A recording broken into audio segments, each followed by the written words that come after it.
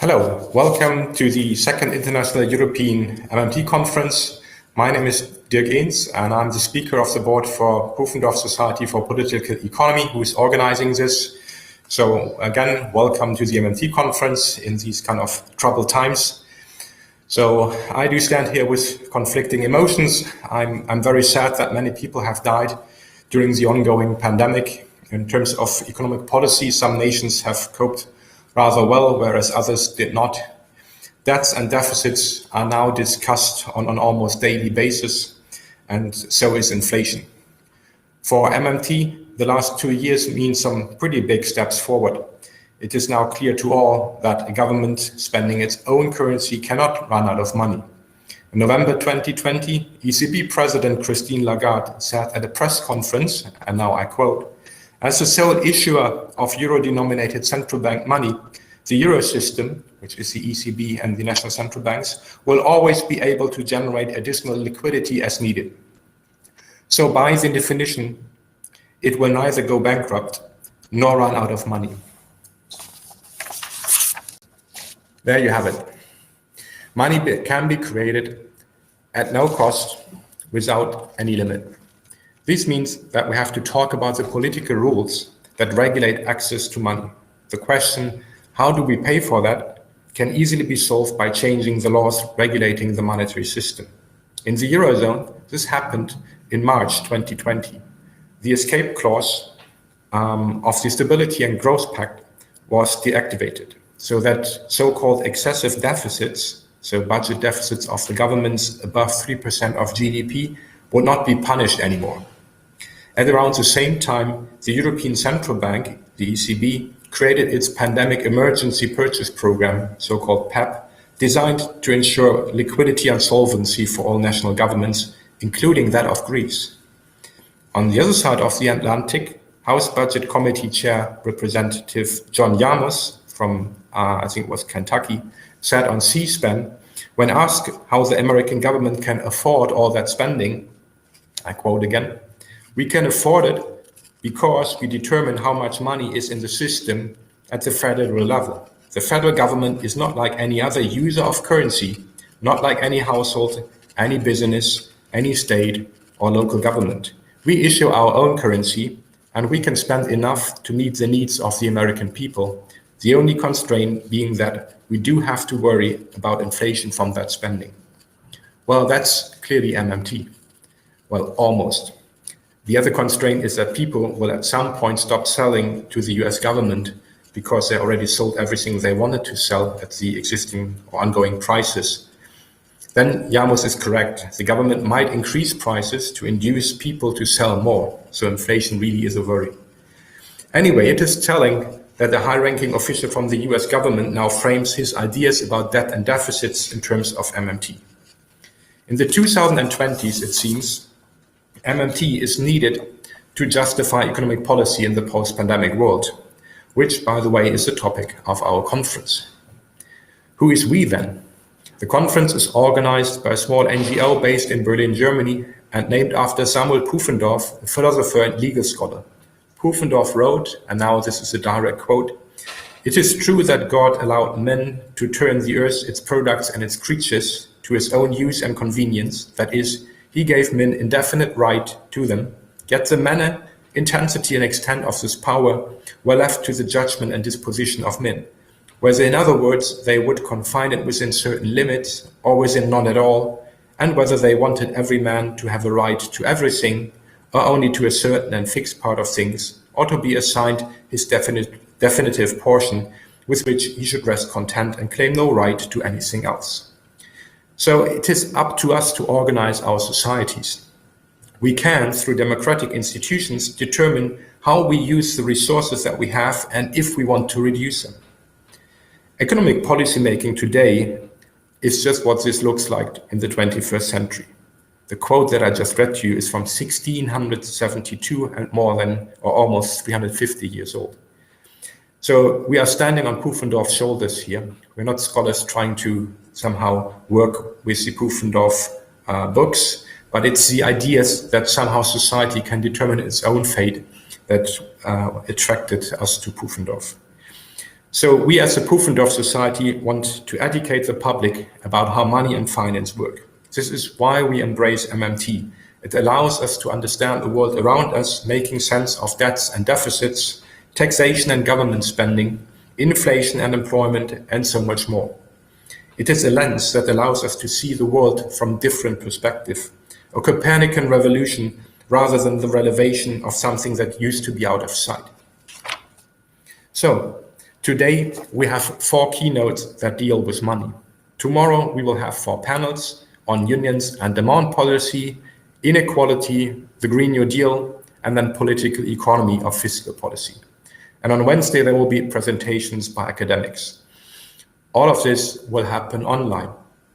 This is sad because we would have liked to meet you all at the JFK Institute at Free University Berlin this year, which was the venue that we chose. Having just spent almost a whole week at the first MMT summer school at Poznan in Poland, I know what we will miss, and it is hard for me to accept it. As Pufendorf very well understood, human beings are sociable, which in German means gesellig. As human beings, we thrive when being in social surroundings that support us, when we are part of communities that care. We will direct all our efforts in 2022 to make this conference a real world experience again. For now, I hope that you stay with us anyway and enjoy the conference that we have put together. So I would like to thank Daniel von Ahlen, Marcel Dimke, Maurice Höfgen, Erik Jochem, and Michael Petz for their help in making this happen. I also thank the Rosa Luxemburg Foundation for their financial support. And now we will move forward to our first keynote, which is actually an interview with Warren Mosler, whose interest in reserve accounting has probably been the unresistible force that turned into MMT. Warren has been working in finance for many decades. He also worked as an engineer, creating very effective racing cars and a passenger ferry. Welcome, Warren.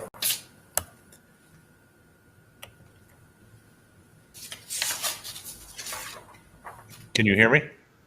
Yes, I can. Okay, good. So Warren, how are you?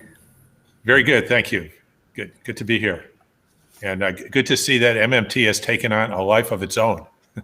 Yeah, it really did. So yeah, I think if I'm not mistaken, MMT something has like turned 25 this year. So a quarter of century it is old. In 1996, you already understood money and how reserve accounting works. So the central bank apparently just credited the accounts of the banks when the government spends, which is what you kind of discovered.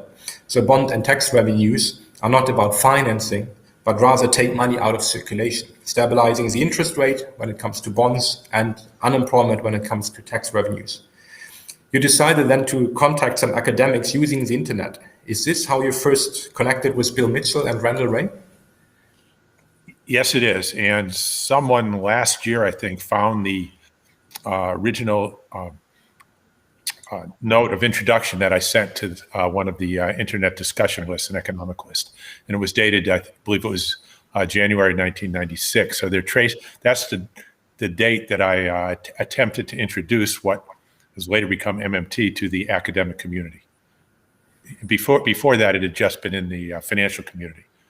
I've been talking about it with myself, my associates, and other members of the financial sector for a number of years before that.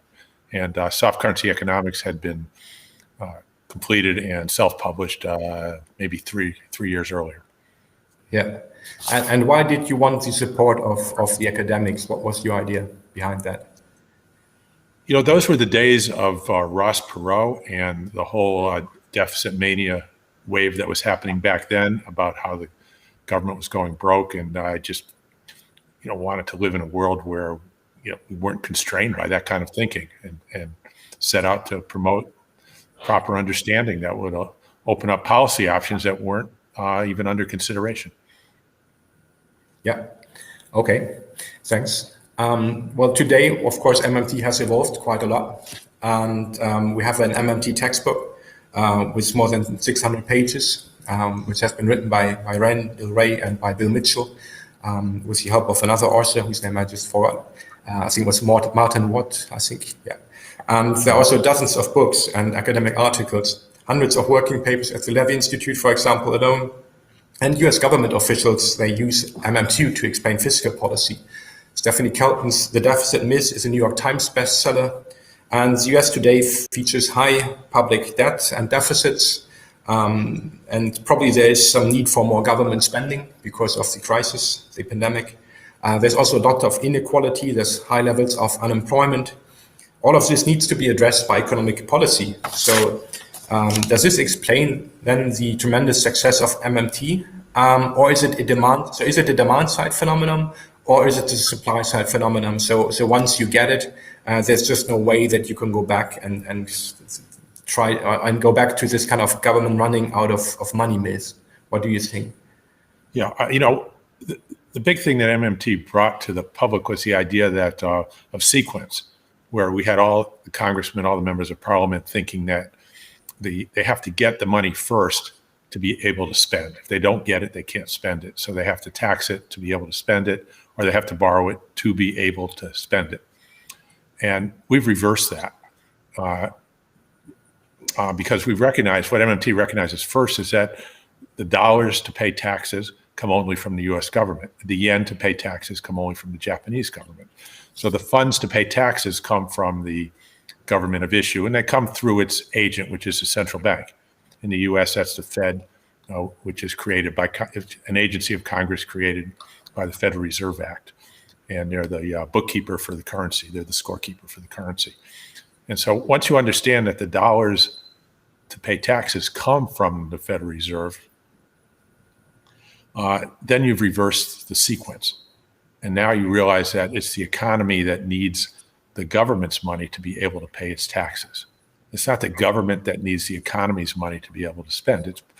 These are publicly created dollars by the Federal Reserve, and the economy cannot pay its taxes without those dollars. Now, that doesn't mean that taxes are not absolutely critical. In fact, when you look at the actual sequence, which is what I call the MMT money story, which is also a contribution, every school of thought has its own money story. Either it started with barter or it started with some kind of exchange because it was more convenient and all kinds of things. But we jump right to the explanation of today's currencies. Whether it happened historically or not is not a particular concern. What we have is our states trying to provision themselves. And the first thing you do when you want to provision yourselves in a monetary economy is you set in place tax liabilities. So, and for example, to make it keep the model elemental, I'll use a property tax. You put a tax on everybody's house, and it's a tax on something they don't have, the U.S. dollars. So you put a tax on everybody's house, and the government is the source of the dollars to pay those taxes. Now, if you don't put a tax on everybody's house, no one's going to be looking or care about U.S. dollars. So step one is the tax liability. This creates a population, causes the population to become sellers of their labor, sellers of goods and services in order to get the money to pay the tax. Okay, and people looking for paid work who can't find it. Okay, and right now they can't find it because, at this point in the model, because the government hasn't spent anything yet. All we've done is assume a tax liability. Okay, now we have a population that is unemployed. They're looking for paid work and can't find it. That's the definition of unemployment. And so what we see here is that the source of, it's tax liabilities that create unemployment by design. Okay, and no other school of thought has introduced that concept. So tax liabilities function to deliberately, by design, to create unemployment for the further purpose of the government then being able to hire those people. So the government then offers jobs, it hires people that it needs to provision itself, soldiers, public health workers, and that type of thing. Excuse me, and got interrupted. It hires the people it needs, then it pays them, and then the tax is paid at the end of the chain. So the payment of taxes is not the funding the government in the sense that the government is not collecting those taxes to get the money to spend. However, tax liabilities are enabling government to spend, and they are critical in driving the system. It's a tax-driven system. It's coercive, and that's how it works. Yeah, thanks. That's, I think, a very nice way to put it. I mean, Yeah. yeah. So let's move on to the next topic and discuss the U.S. economy. So consumer price inflation was 5.3% in July, and I wonder what your take is on that. So will inflation come down eventually, or will inflation rate stay above the historical average? Okay, so now, as an academic, you would not call, and I would not call a price increase inflation. You have to determine whether it's, inflation is a continuous increase of prices over time. And what we've had is, so far, a one-time price increase due to the tariffs that the U.S. put in place by the Trump administration and then doubled down by the Biden administration. So we have, near universal support of tariffs, which I think is one of our horrible economic mistake. Completely, chapter 5 in my 7 DIF book for you who've read it. Anyway, and then we had the COVID situation, which put further stress on the supply side of the economy. So due to these issues on the supply side, we have had price increases that I would say, were not driven by, in this case, excess demand. Yes, we've had fiscal adjustments that have sustained demand, but if you look at actual consumption, it hasn't shown the signs of being at the point of driving up prices.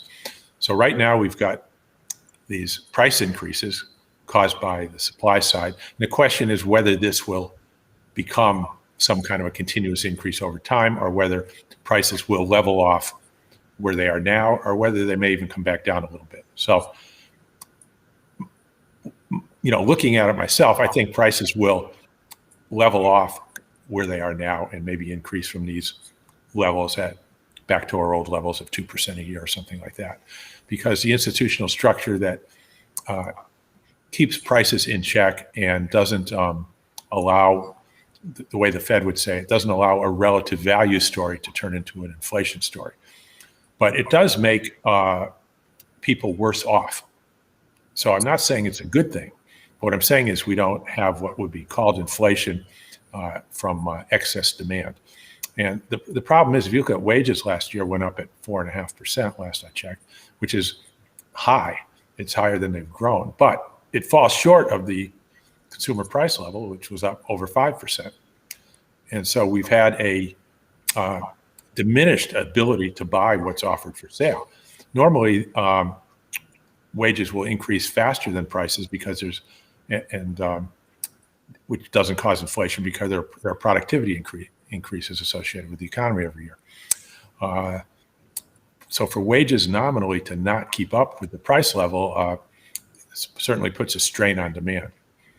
Also, we've got the fiscal impulse that we got from the COVID-related spending, which I would say never would have happened without the knowledge of MMT, because it was, $3-4 trillion without even a discussion of how they're going to pay for it. I just couldn't imagine that happening 2 years ago and before that. But in any case, that is not continuous. That's not going to happen on a continuous basis. So the best we just had the unemployment compensation from the federal government, which was a large part of it, expire last week. And so we've had that reduction in fiscal expense. And now we're looking towards the infrastructure package, and it looks like that's not going to happen. So it looks like we're backsliding now in terms of aggregate demand at the same time where prices are going up. So we're in a very dangerous place in the economy right now, and I don't think a continuous increase in prices is in the cards. Mm-hmm. And what about the oil price? If the oil price would go up some more, is it maybe possible to have a situation in which demand is slowing down and prices are still growing? Is this possible? What do you think about that?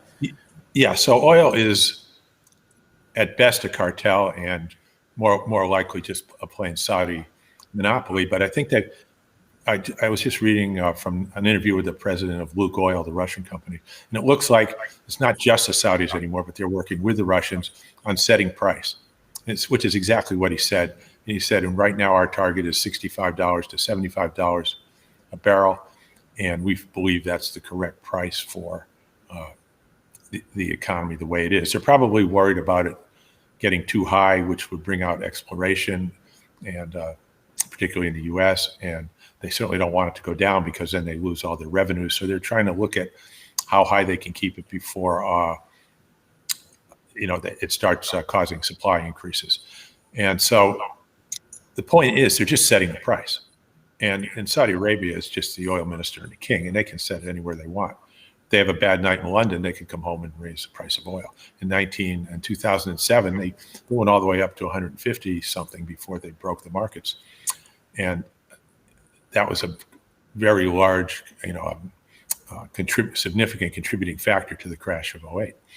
And we just don't know when they're going to do that. It's not about market forces. It's about what these guys want to do.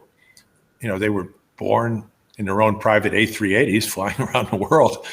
And it's hard to understand, I don't have a handle on what motivates them to do anything from one day to the next, but they have full power to set the price anywhere they want at any time they want. And that's what we have to live with right now.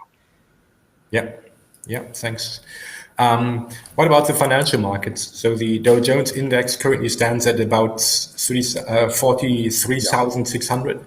And in March 2020, it stood at roughly half that number. So it doubled in a year and a half. What is your view on that development? So we've got some technical things happening in that market that I'm not close enough to, and I haven't done the work on what the actual effect on prices is, but it's material and it's substantial. And that is, we have passive investing now. So when someone gives their money to a manager to invest, or the pension fund goes to invest, they can have analysts figuring out what each individual company is worth, or they can just put the money in an index fund or create their own portfolio that matches the indexes. And under the theory that over time, the index funds have done better than the average portfolio manager, so you might as well just put your money in an index fund or index your purchases to the S&P 500, for example. And it's fairly easy to do. You just know what those 500 stocks are, and and if you had $500, you'd know how many dollars to put in each stock to perform, roughly equivalent with that index. And that's called passive investing.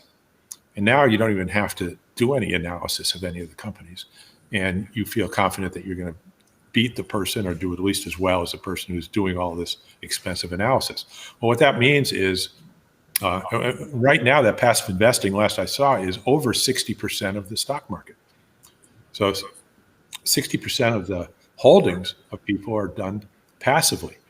You might have a personal retirement account, and you'll check off a box that says, I want this much in a S&P index fund, or this much in a small cap index fund, or something like that. So we have mostly passive investors. That leaves very few people who are actually analyzing any of the prices. And every week when a pension fund does its investment, it simply buys whatever's in the S&P 500 or puts its money in an index fund, and that fund manager buys the S&P 500. And those stocks all have that upward pressure on prices based purely on cash flows and not at all on analysis. And so we've driven the S&P up to levels where certainly you question the valuations. Even though interest rates are low, we can look at Japan for the last 30 years. The stocks just didn't run away forever. And the European stocks, where we've had low interest rates, they don't run away. But in the US, this is happening where they're just going up continuously. And the valuations, they look overvalued. But with people just blindly putting money into these funds without any work, there's not a lot to stop it, apart from some kind of a major credit problem, in which case it would all go into reverse, and then there's not a lot to stop it from going the other way. We've seen this happen before. We're different. It's a big fallacy of composition. It happened back in the crash of '87 with it was called portfolio. What did they call it? theory, modern portfolio theory. I watched the Japanese stock market at night go from 20,000 to 5,000 in one trade. Okay, that was a big stock market. It just dropped 75%. Then it went back to 10 or 15,000. And that's what happens when you're in a crowded movie theater and somebody yells fire, goes for the door. So everything's good until it isn't. I don't know how far it's going to go. I haven't done any, I'm not involved in the markets directly anymore, and haven't been since really 1998 or 99 when I turned my funds over to my partners. In fact, that was the end of 1997. I turned the funds over to my partners. So I'm the wrong guy to be asking about the stock market. Yeah, let's move then from profit maximization to public purpose. Looking forward, we need to transform our societies to ensure that global warming is stopped and that we can live within the planetary boundaries. So could you explain to us how we have to think about money and resources? Because here in Germany, many people say that any kind of socio-ecological transformation will be costly in terms of money and debt also. But ultimately, it's a story about resources, right? Yes. So whatever we want to do, if we have the resources, we can use a monetary system to organize and get it done. But look, we have a larger problem. During last year with COVID, the first week or so, we saw emissions drop something like 50% globally. Okay. And we eliminated non-essentials, and we had a 50% drop. So that's purely from conservation. And, was there any discussion of, oh, that's interesting, instead of all this talk about Green New Deal and what we're doing to curb emissions growth and maybe bring it down over 20 or 30 years, we just cut it in half by eliminating non-essentials. That's pretty good. Why don't we have a restart from here, leave it here, and let's look about restarting the economy without bringing back these non-essentials that are causing the emissions issues. And there wasn't even a discussion. Okay, and now I look at gasoline consumption and everything else, and congratulations, we've recovered. We're back to where we were before this, and now our emissions are back up to where we were. And oh yeah, now what are we going to do to bring them down? Okay, so how serious is anybody about actually doing this when we just had a 50% cut and just squandered it? And now we're talking about enormous reconstruction of all these economies, which can be done, and there's a real cost. We're going to be applying labor that could be curing cancer or coming up with cold fusion and other forms of energy. And instead, we're going to have to, reconstruct ourselves to cut emissions. Okay. And the temperatures have already gone up, and they're going to continue to go up based on what we're doing now for the next 10 or 20 years. That horse is already out of the barn. Okay. And so sure, we can do that, but realistically, is there any political will to do it? And how do you create political will? And is it certainly not too late, but to do it, but too late to stop what's already in place? And we're going to have our hands full just dealing with what we've already created. We've made this bed and now we have to sleep in it, so to speak. And yeah, we can change it, but it's like an aircraft carrier. It takes miles to turn that thing. And I don't know. I don't want to be too pessimistic here, but do I answer your question? Yeah, you do. Okay. Go on if you have something more to say about being pessimistic. Well, yeah. So it's going to take some kind of like a clean sheet of paper thinking about where do we want to be 10 years from now, 20 years from now, and how do we get there? And then we have to just do it. Now, we know that we can cut emissions 50% with conservation, but we're not willing to do that. Well, how bad does it have to get before we're willing to do that? I don't know. But I think this is one of those things that doesn't change until it's bad enough for the political will to shift violently. And it's going to be pretty ugly, I think, the whole process. I'm certainly not looking forward to it. It's one of those, very difficult things that we're already facing, and it's only going to get worse. Yep. Yeah, I absolutely agree with you. I mean, as an academic, to talk about this in theory is one thing, but of course, in terms of the politics of it, it's pretty bad, because what you are basically telling people is that we have to remove some resources from the economy, and that of course means we have to talk about distribution. I would say, okay, so who's gonna get rid of some of the resources? So who will have less consumption? And I've just seen that in China, for example, they have an electric car which sells very well, and I think it costs 4,000 euros. It's really small, almost single seat. And trying to sell this to like people in the European Union, that this is their new kind of electric mobility on average, it's going to be a hard sell. But I think everything else is just not very realistic. We cannot have large electric cars, all of us, Sure. because we will not have the renewable energy. Well, let's say we switch to electric cars tomorrow. How much of a dent would that make in CO2 emissions? Lower them 3% or something like that? We're talking about we have to lower them 100%. And that's going to take 10 years. And of course, as long as they're still plugged into the grid and we're still burning coal, natural gas, and all these other things, which is going to go on for a very long time, because nobody's willing to cut down on their electricity consumption. Okay, no one's willing to cut down on their energy consumption. It's just not happening. And there are certainly ways to do it, but I just don't see it happening. I don't see it at the personal level happening when I talk to individuals with their lifestyles, and I don't see it at the local government level, and I don't see it at the federal government level. Yeah, no, I agree. I think it's ultimately a thing of enlightenment. You have to teach the people what's going on and make them understand what's going on. I think in Germany we have now a new book on the market which is called "The Best Thing Is to Do Nothing." Yeah. To understand, you just, with your time, you just, I don't know, hang out with your friends, play some basketball, or spend some time with the family, something where you don't use up resources, and that will do it. But that, of course, means that we will have to have a different kind of lifestyle. And of course, many people are afraid that this will be forced upon us. And that, of course, is creating a lot of political backlog. But Well, let's move on to the macroeconomic sphere again. So the conference topic is economic policy in the post-pandemic world. In the US, we have already seen significant change. The Fed more or less stays away, even though inflation rates are very high. Or as you said, the price level now is growing a little bit faster after growing a little bit more slowly. So letting government spending increase, and there's no reaction to high rates of inflation by raising rates at the Fed. So do you think that this is already a permanent policy change, or do you think this will be revised sooner or later? I think it's already reversing. We already can't pass an infrastructure bill of $3.5 trillion over 10 years. 350 billion a year. That doesn't even cover depreciation on the infrastructure.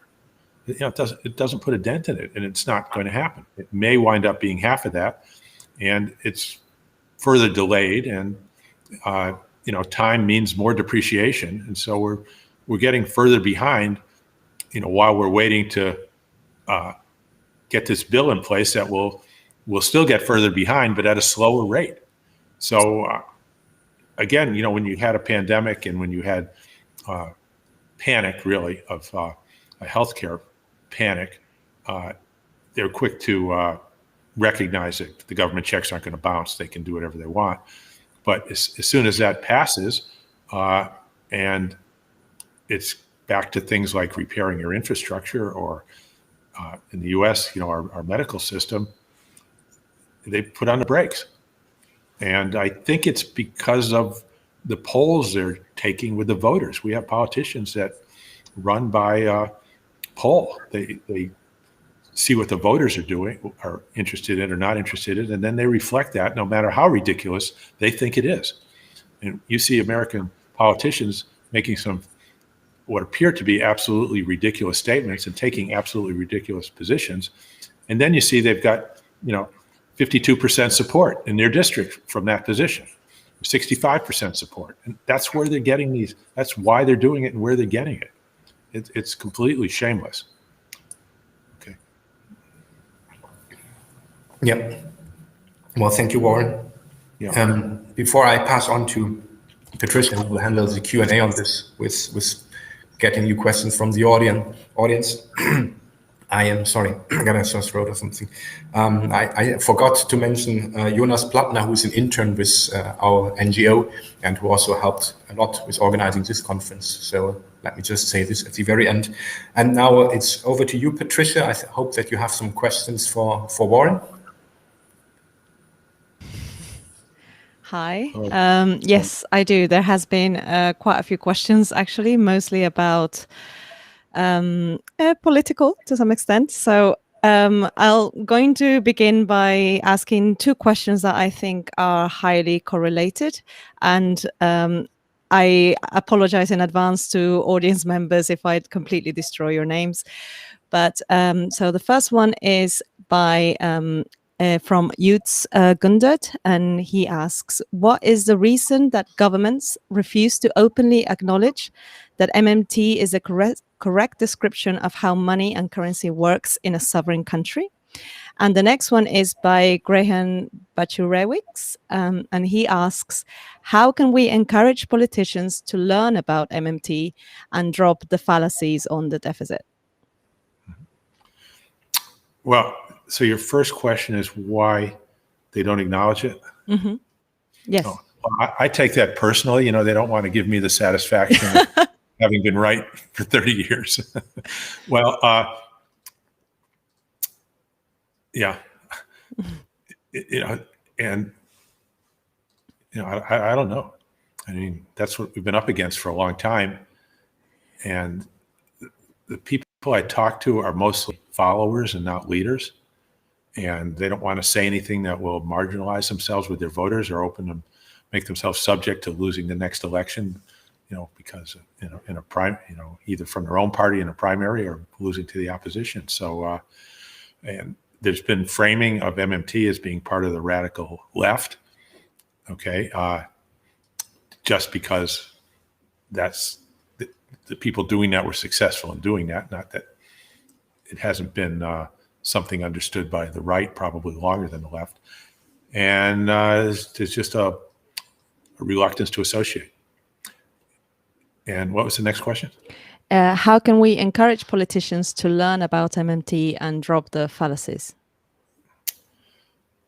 Well, they're going to, they need to see it coming from the voters. And what's interesting about the MMT movement is this has all been a grassroots movement. Now, and it's been for 30 years, it was just me, and then it was 2 or 3 people, and then it was 8 or 10, and then 15, and then 20. It just grew kind of geometrically, but from nothing until today, there are probably millions. And not one is a public figure or a celebrity. Recently, we had John Yarmouth, who nobody's ever heard of before this, and he was representative from Kentucky. And so we're all very glad to see we've got somebody with a little bit of celebrity.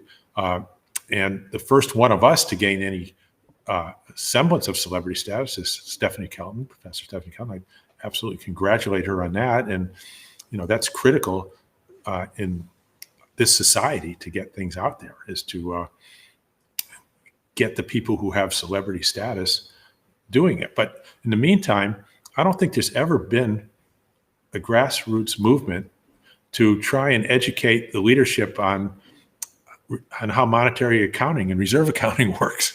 You've had grassroots movements for all kinds of civil rights or freedom and things like that. But to explain debits and credits at the central bank, as a grassroots movement, I don't think that's ever happened. But it's become an imperative at the grassroots level for people to get this across, because they're recognizing what's caused things to be the way they are. And it's something that say, look, if I can understand this, anybody can understand it. And it's been growing, and nobody ever goes backwards. Once you understand the government isn't going to run out of money, you don't change your mind in 3 years and say, oh, I was wrong. It can run out of money. Never mind. Okay, it doesn't happen. It's kind of like a fish hook. Once you got it in, you can't get it out.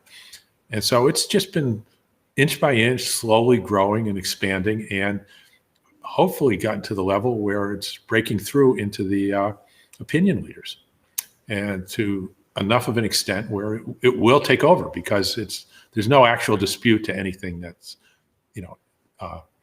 any of the MMT analysis.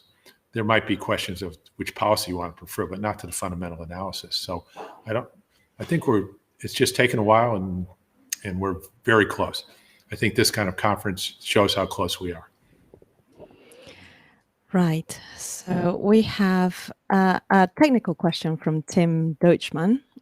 He asks, with regards to inflation in a nominal interest rate monetary territory, we should talk about the relationship between borrowing costs being incorporated into consumer prices and the level of inflation. I expect that a full reserve system, negative interest rates on deposits and loan lead to negative inflation. So to paraphrase, I guess, his comments, I believe what he's asking is, how does the interest rate impact on consumer prices, and are negative interest rates deflationary? Yes, I agree with him. I think he's got it absolutely right. The way I say it is they've got the interest rate thing backwards, of course. And, positive rates, the government's a net payer of interest to the economy. Positive rates are a subsidy. Negative rates are a tax. They're trying to urge the Fed to go to negative rates to help stimulate the economy. Negative rates means if you put $100 in the bank at negative 1%, a year later you have $99.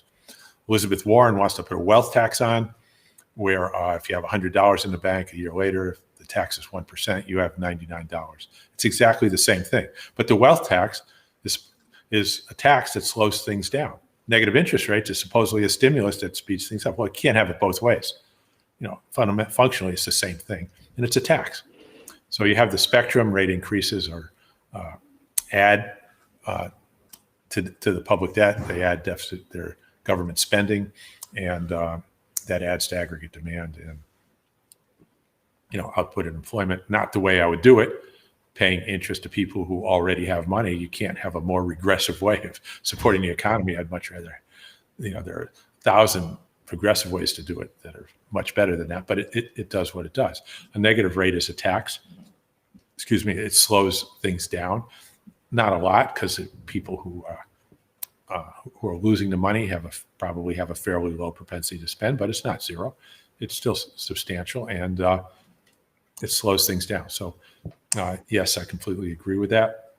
And I think that is the one remaining obstacle.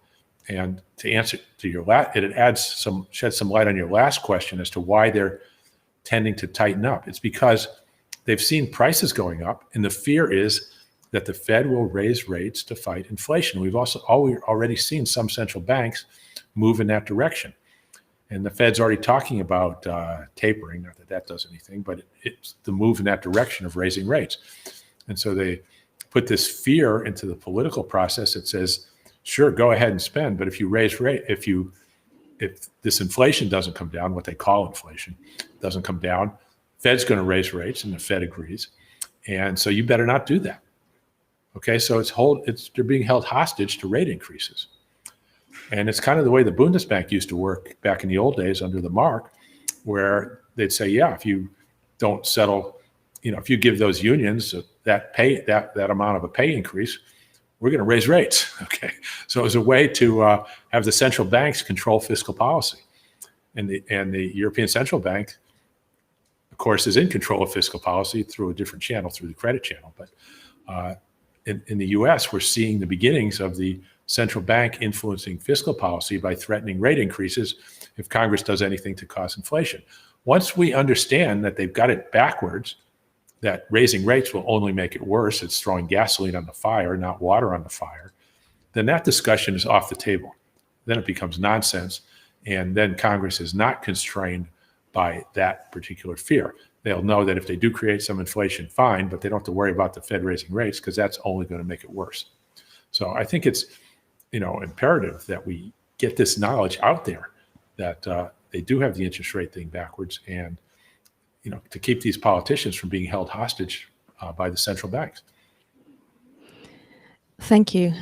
So Sashi Sivramskishna asks, in your opinion, what would be some of the areas in which more research on MMT needs to be done? Or is it just primarily about making people and politicians more aware of its fundamental propositions?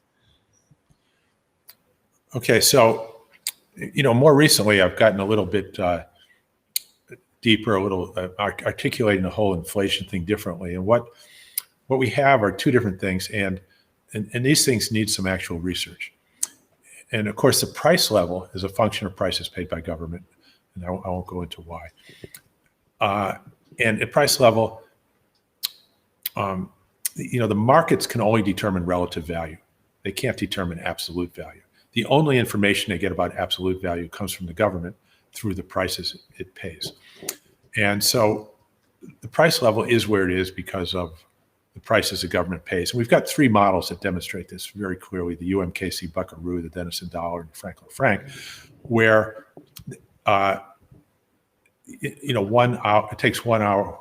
The Buckaroo is worth 1 hour of student labor because that's what you have to do to earn it. And it stayed there for 25 years. There's been no inflation. Okay. The only way it would be worth less than that is if the school started paying more than 1 Buckaroo per hour. If it paid 2 per hour, then it would be worth half as much. And so we've had a internally stable currency in all three universities for a very long time to demonstrate this. So we know we're not going to get any change in the price level unless the government changes the prices it pays. We can get changes in relative value. We do get changes in relative value, and they happen all the time, but that's a different matter. Okay, and so the next thing I do is I say, so the only way you can get inflation, which is a continuous change in the price level, is if under that loose definition, let's call it, is if the government decided to continuously pay more and more every year, which is what indexation is roughly about. And all the great Latin American inflations were traced to indexation by an economist named Prebisch, a long time ago. So that's fairly well established in the research. Okay, but if we look more closely at the academic definition of inflation, which is a continuous increase in prices, what does that actually mean? Because in the present, nothing's happening. Prices they just are where they are. The central bank can't tell you what the rate of inflation is instantaneously. They can tell you last month that the CPI changed by a certain amount, or they can forecast what it might change by next, but they can't tell you what's the instantaneous rate. They have no way of measuring, no idea. So what is the rate of inflation? So if you look, the way I read the academic definition is it's a continuous increase in prices faced by today's agents as they make their day-to-day decisions in business and in their personal lives, which means it's the term structure of prices, which means if you're a jeweler and you need to buy gold, what's important to you is how much gold costs in the spot market, but also how much it costs in the forward market, because you have to buy your gold to build your products for your jewelry for next year and the year after.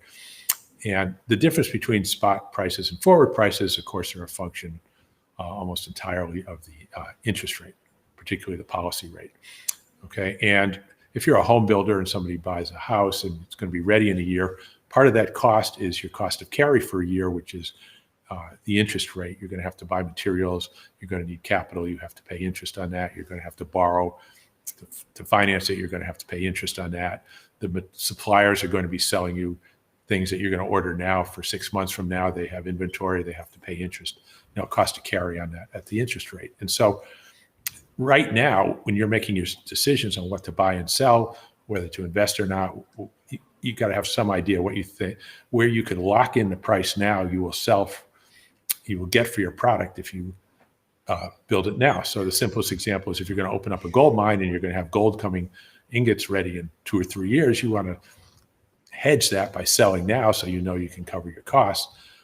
You look to these forward markets now, and you're facing a term structure of prices. So for me, the academic definition of inflation is a continuous change in the term structure of prices faced by today's agents. That is very different than what the price level may or may not do over time. So the inflation is about the prices you're faced today if you go to buy or sell for delivery in the future.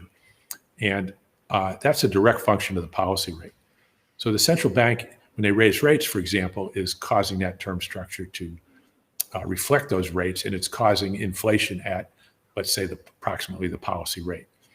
So if the policy rate's zero, the term structure of prices is relatively flat, and the inflation rate faced by today's agents, the term structure of prices is relatively flat out to term. And if the central bank raises that to 10%, now the term structure of prices is going to increase continuously at 10%, if, let's say, the 10-year policy rate is 10%. So, and that'll be reflected out to prices out to 10 years. And so the central bank, when they raise rates, are directly setting the term structure of prices for the economy. They haven't spent 10 cents looking into what effect that has on the economy. Okay, they've looked at what effect they might have on aggregate demand that might change the price level, but they haven't looked at what they're doing to the term structure of prices that's influencing today's behavior of all the market participants, because most of us are buying things for forward delivery, whether we know it or not, things that aren't delivered for till some future period of time. And the policy rate is the inflation rate as defined by the term structure of prices.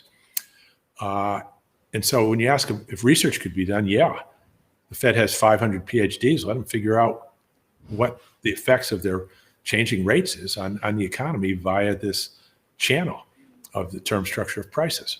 They haven't done that. Okay, and in terms of what's affecting the price level, well, they know it's affecting relative prices. That's supply and demand. That's the market does that through the institutional structure, which is of course highly biased and has all kinds of rigidities in it, but that's another story. And they know it's prices paid by the government. So there's not, once you understand that, there's not the kind of work to do that they're doing. Okay, there's a different kind of work to do. So that's the long answer on what kinds of research could be done right now that would be extremely valuable to us as we're working with the economy. Great, thank you. The next question is, if a government that is well known for fiscal prudence start following MMT style policies, won't their currency get hammered on the currency markets? Okay, so you have to tell me what following MMT style policies means. Look, if you spend money to build the Panama Canal, then you've lowered costs, you've improved trade, you've created a deflationary bias, you're increasing your real standard of living and your real consumption. And those types of things tend to make your currency more valuable. It's a deflationary bias. All you can say about currency values that we know pretty much as a fact is longer term, it's purchasing power parity. Yeah, short term, it's things that medium term, maybe things that affect inflation, and then short term would be anticipating what may or may not cause any of these things to happen. But just to add to that, they just clarified the question. They mean specifically on the ignoring the deficit issue. So if you deficit spend to build the Panama Canal and lower costs, you impart a deflationary bias, you've improved your real terms of trade, that would have a positive impact on your currency. If after that you spend the same money on blowing up the Panama Canal, you've created a highly inflationary event, and that will cause your currency to go down. So, it depends on how you're spending the money. Is it being spent to increase productivity and reduce prices, or is it being squandered on, building bombs and blowing them up, which is just purely, demand side. You're increasing the demand side with the spending, but you're not getting anything on the supply side. So, I have to say it depends, right? And I'd like to expand on that question and maybe ask whether, look, Japan's got 200% debt to GDP, right? Mm-hmm. And they have no inflation, for 30 years, zero rates, and QE much higher than anybody can imagine, which we know is a placebo, but MMT knows it's a placebo. And then you look at Turkey with a 35% debt to GDP and 15 or 20% inflation with a 15 or 20% interest rate. And so how much of it, I've seen a lot of inflations over the years, but I don't know that I can remember one that was caused by excess demand. They're usually caused by something else. It's possible in theory to go out there and just drive up prices with deficit spending by doing enough of it, but I don't know that anybody's ever actually done it. Mm-hmm.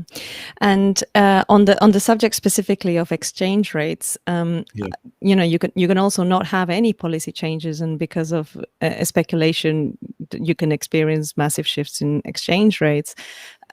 To what extent is a country vulnerable to that, and what can it do about it?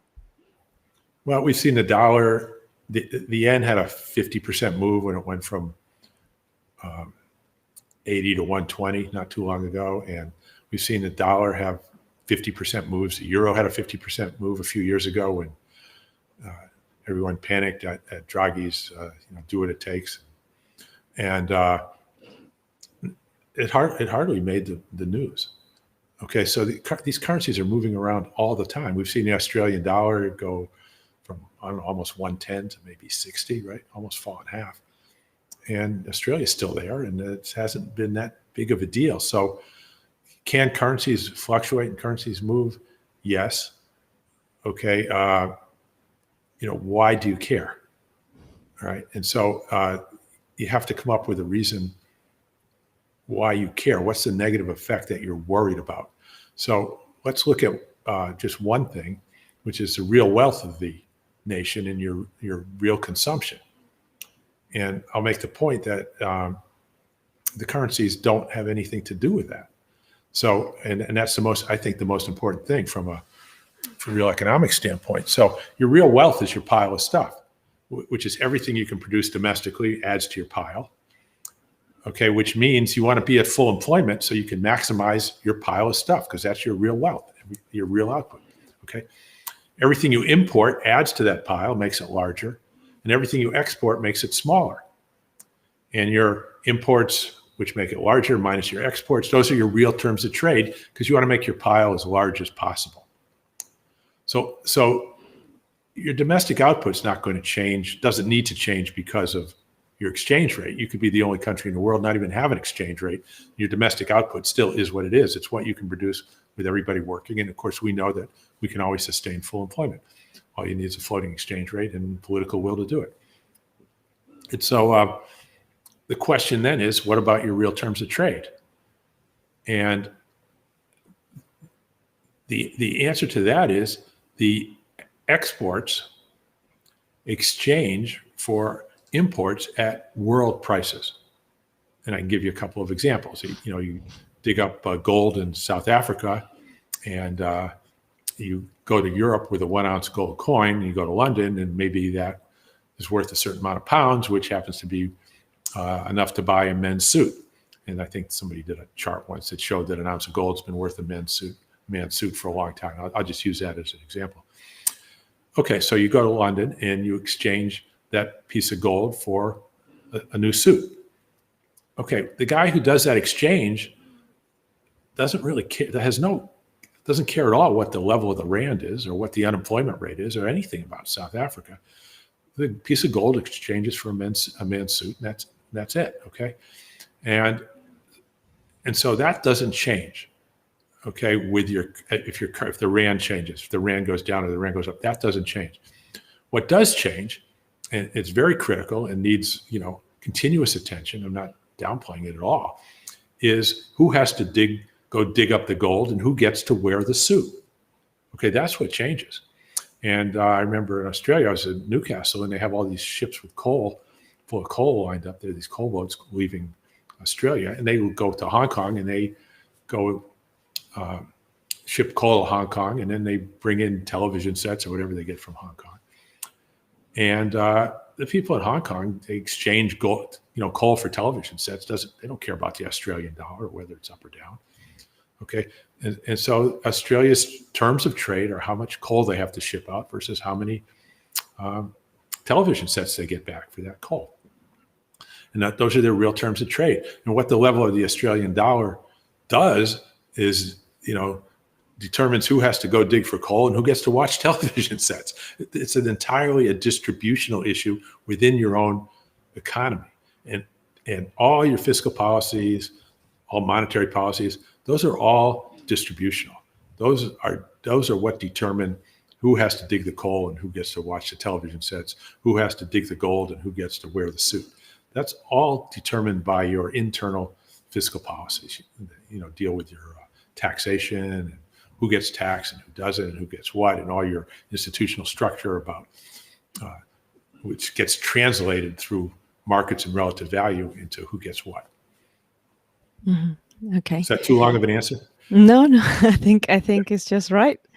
And the next question is going back to the pandemic and asking, we've had quite a lot of economic support for the pandemic. In the UK, we've had furlough. In the US, they've had checks. The question is, do you think there could be an economic shock from the deficit shrinking as a result of the COVID support being revoked? Yes. And there's an additional reason nobody's talking about, and that is your savings, your net financial assets that people have that are in your pension funds. Those are determined by your savings desire is determined by your real needs. So if you've got cash in your cash register as a merchant and all the prices suddenly double, you need twice as much cash. If you walk around with, $100 in your pocket, because that's kind of what you need to go grocery shopping and that type of thing. If prices double, you need to walk around with $200 in your pocket. If you're Apple with $200 billion in cash or $250 billion and prices double, the cost of all your employees double, and you need to have $500 billion to cover what you think are your short-term and medium-term possible liquidity needs. So we think of our savings, we gauge the amount of nominal wealth we need by what it can buy in real terms. And so when we see a 5% increase in prices and face a 5% increase, suddenly our savings that we're carrying around and that we're using as working capital and that we're keeping in our pension fund has just dropped by 5% in terms of what it can buy. And now we're short. And so now we need more unspent income, which is a demand leakage, drain, which needs to be offset by somebody's deficit spending. So when prices are going up faster than the deficit, let's say as a percentage of GDP, the real savings is shrinking. The real public debt, adjusted for inflation, is actually going down. And that creates a drag on the economy, whether you like it or not. And if you look at 1979, you can attribute that major recession we had to the fact that, yes, we were running what looked like high deficits, 5, 6, 7% of GDP, but we had price increases of 10% or more. We actually, the public debt was actually being reduced in real terms, even though it was growing in nominal terms. And it was growing at a reduced rate. I mean, the growth rate was slowing, but so we went into surplus in real terms. So the price increases can cause you to go into surplus in real terms, even though you're still in deficit in nominal terms. And that happened in 2006. 2007, the deficit got down to 1% of GDP in nominal terms. The prices were going up faster than that. We actually had a fiscal contraction, a surplus in real terms from that policy. And so the answer is yes, it's a very real concern, and it happens all the time, and nobody even notices it. Okay, so I have a question on Japan, and Japan has always been perceived as the poster child for MMT, even though throughout all these decades, and even though I'm pretty sure that its politicians didn't necessarily know MMT by name. Why is Japan such a special case that worth following? Well, so their high debts have always, the high public debt to GDP ratio, the public debt. I've been talking about this for 30 years about it, and met with a lot of economists, and they're all saying, well, Japan, the U.S. can't do that. Japan's a special case because it's all held domestically or some nonsense like that. And now it's becoming more and more obvious that that's not the reason, that they're not a special case in that sense, and that the dynamics that affect their economy are the same dynamics that affect ours and Europe's. And so it's become special in that sense, in the sense you spoke of, where it had always been considered special in the sense I just spoke of. So now it's like it's becoming an educational tool where before it was sloughed off as an educational tool because it's different. Japan's a different society. It's a special case. And every time something differed from mainstream, it was a special case. And pretty soon everybody was a special case and nobody was a general case. And so now everything's been reset. And Japan's not so much a special case anymore, but it has 30 years of education for us that shows zero rate policy is not inflationary. If anything, it's deflationary. Quantitative easing is a placebo and nothing more. Yes, the central bank can set the entire yield curve readily with no effects on output and employment from that policy, other than the effect of the interest rate, which is the deflationary effect of the zero rates. And yes, you can have a high debt to GDP ratio, which they've tried to bring down, many times with increasing the sales tax. And every time they did, they just had a major economic setback. And they're probably discussing doing it again. I don't know. Next time it comes around. So, and so now that we've had 10 years of similar policies in Europe and the US, and we're seeing kind of a convergence, I think they're recognizing that maybe it's the policies that are causing the events everywhere. In Japan, it isn't like different where they can do something that like zero rates where we can't, that type of thing. Right.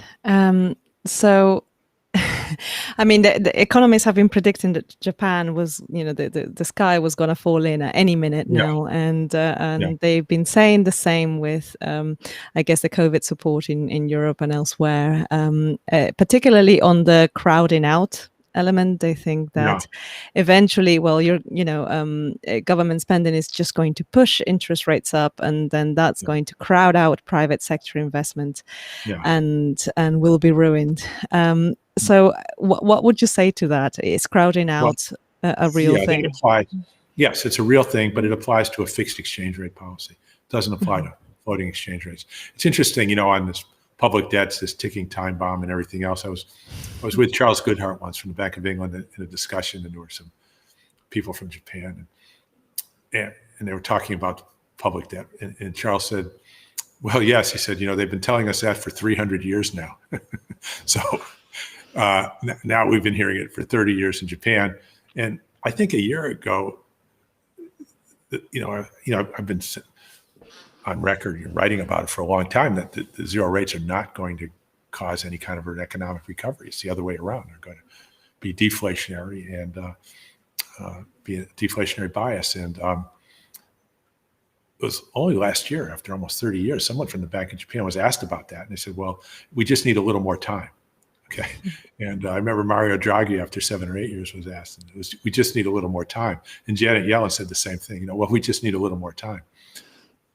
I guess you can always say that, but Charles was there. It's been 300 years now. At some point, maybe they come around and realize it's not just about needing a little more time.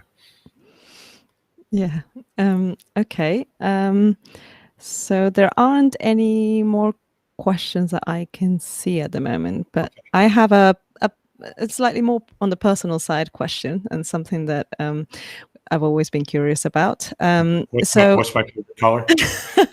Well, you discovered the MMT insights that MMT is founded on. You discovered while working in a bank and as a fund manager, and whenever I've spoken to traders or people who work as investors, they seem to be much more aware of how things work than economists, but they also seem to be quite protective of that knowledge, and they want to be ahead of the pack. Yes. What drove you to disseminate this information as opposed to just simply keeping it to yourself and make a nice profit from it? So I had the advantage of the data in, which was nobody ever copied or thought my trades would work. So I was a fund manager. I wasn't at a bank, just had my own fund. I had started in a bank before that, but then I went to Bankers Trust and then William Blair, and then I started my own fund in 1982. And it was a fixed income arbitrage fund. And I would put these positions on and long this and short that, which in my mind, I saw them clearly as convergence trades where they couldn't lose money and would make a certain amount. And nobody else did. I shouldn't say nobody else, but for all practical purposes, only one or two of our clients did, who became our clients, and nobody else did. And I'd explain it to them, and they'd argue with me and tell me why I was wrong. And what you don't understand is something I've heard more than anything in the last 50 years. Well, what you don't understand is Australia is a small, open economy. Well, what you don't understand is, so anyway, and for 15, let's say for the first 14 years, or for 15 years before I turned it over to my partners at the end of 97, we didn't have a single losing trade. Every trade wound up working out. And even after 14 years, I'd come up with something that I thought was an anomaly in the markets and after 14 years of trades that always worked out, the dealers, and these are Goldman Sachs and Salomon Brothers and all the other JP Morgan that I dealt with. I only dealt with wholesale accounts. I only made money, buying and selling from those people, not from individuals or anything like that. I'd show them what I was doing, and they say, "Well, no, we don't think that's going to work, and here's why, and here's what you don't understand." And it happened right up until the end. And then when I was making cars, I built the first Consigliers that had the frame on the outside like an egg. So all the painted surface was stressed and not the inside. So it was a composite surface like you'd have in a boat. It wasn't new technology in terms of materials or anything. And the car, instead of weighing 3,200 pounds, weighed 2,000 pounds. So it outran everything. It got 30 miles to the gallon, and built them for a number of years. And Corvette, actually, General Motors bought one and brought it back and looked at it, and certainly liked it, and patterned a couple of things in their car after it, but nobody ever copied that basic structure, and they still haven't. That enables automobiles to be built 1,000, 2,000 pounds lighter than they're building them now. And so I was always full disclosure for my whole 15 years as a fund manager. I always disclosed every position I had. I didn't keep anything secret because I was insecure. I wanted people to look at it and tell me what was wrong with it, because I didn't want to make a mistake for my investors. We'd have credit people come down from maybe JP Morgan to give us a line of credit. They'd say, "Look, you don't have to worry when you show us your positions, because we won't show them to the traders who might take advantage of you." I said, "No, please do. Show them to the traders. And if they find something wrong with it, don't lend me the money. Let me know, because I don't want to do something where I'm losing money." So I always ran a full disclosure, and I don't know that anybody else ever did in that industry. And so, yes, they keep everything very close. They don't disclose to anybody what they're doing. I just never had that issue, and I was always the opposite. And this was just a continuation of that. Okay. Well, Mark Epstein is actually asking a little bit further on that, saying, can you trace this tendency to think originally back to your childhood? Can you remember any signs of this style of thinking when you were very young? I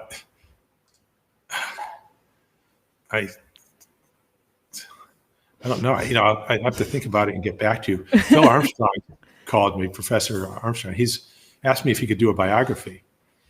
And I said, sure, if you want to do a biography. So he said, okay. So he started doing it. And I've given him names of people, a couple of them from my childhood, to interview. He's come up with some interesting things here that I hadn't remembered, that they had remembered. And so I look forward to seeing more of that. But, I'm sure there were. I just don't know. I just can't remember what they were. Right. And then another question from Mike Hall is, what do you think Stephanie Kelton, of what Stephanie Kelton is doing in the US? She's just released a TED Talk as well. Do you think that's going to be quite significant for the MMT movement? Yeah, oh, sure. There's been over 500,000 views. And so, everybody I talk to that I meet in the street, oh, have you ever heard of Stephanie Kelton? And so far they haven't. So we need to keep moving till everybody goes, oh, of course. So, and that will be, our breakthrough. She's our,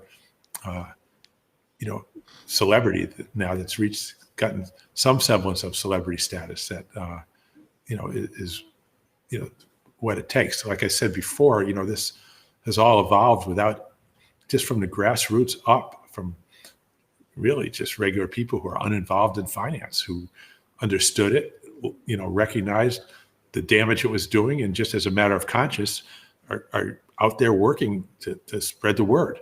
And it's been growing that way.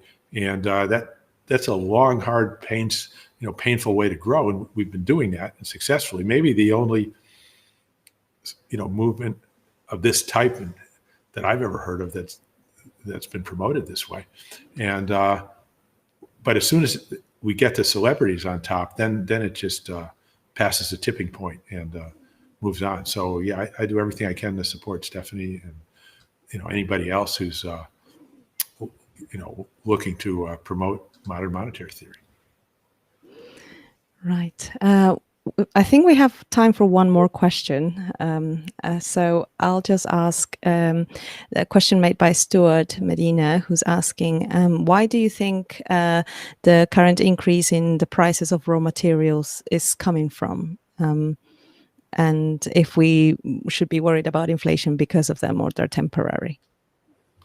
Right. So a lot of it's coming from the tariffs that Trump started and Biden doubled down on, of course. And they've been disruptive. Supply chains have been disrupted. And then you throw into that all the disruptions from COVID, multiplied it by 10 or whatever. And it's just, you get pile-ups at shipping terminals, and suddenly shipping costs are higher and that type of thing. You've got all these adjustments that are coming through on the cost side. And that's what we're sitting with right now. So they don't have to go back to where they were to have inflation go to zero. They just have to stay where they are. And then inflation will be at zero, and we will have had a one-time adjustment, and we will all be, real terms of trade will be worse off, and real output will be lower. So if for real output to be sustained, this one-time adjustment will have to be met with either the prices will have to come back, which some have. You look at lumber prices, they've come back, 2/3 of the way back down, and some of these other sensitive prices. And we have to be, hope that the oil cartel, the Saudis, don't continuously raise prices like they did in 2007 and 2008, up to, double the price of oil. If that happens, all bets are off. And but if the price of energy stays about where it is, and the supply chains will slowly come back, they won't be quite as favorable as where they were, but the price increase will turn out to have been one time and not continuous. And our present institutional structure seems to have us stuck with about a 2% rate of CPI change, okay, if you want to call that inflation, over time, and we'll gravitate back towards that level. I don't see it, any forces right now causing this to run away into 10, 12, 20, 25% type rates of inflation. That's not how it happens. And it's all, of course, you don't get any of it unless the government pays the higher prices. But with our institutional structure, government does pay the higher prices. When the price of fuel goes up, they buy whatever the military needs at the higher prices.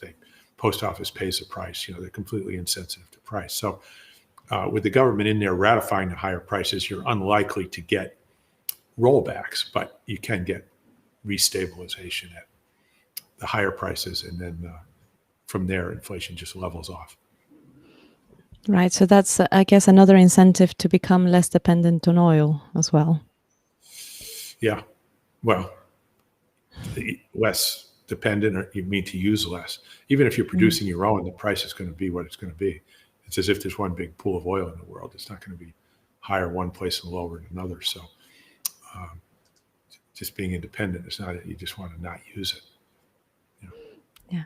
Okay. So I think we'll finish the session there. Thank you very much, Warren, and as well to Dr. Ehnts for your interesting discussion. And thank you to the audience for the questions that you have sent. They're all very good. And sorry, you want to say some final words? Yeah, I'm on Twitter at WB Mosler, and if you message me if you have any more questions or want to discuss anything. Yes. And I guess the next session is in about 30 minutes or just under 30 minutes. Okay. So we'll see you all there. Thank you very much. Thank you.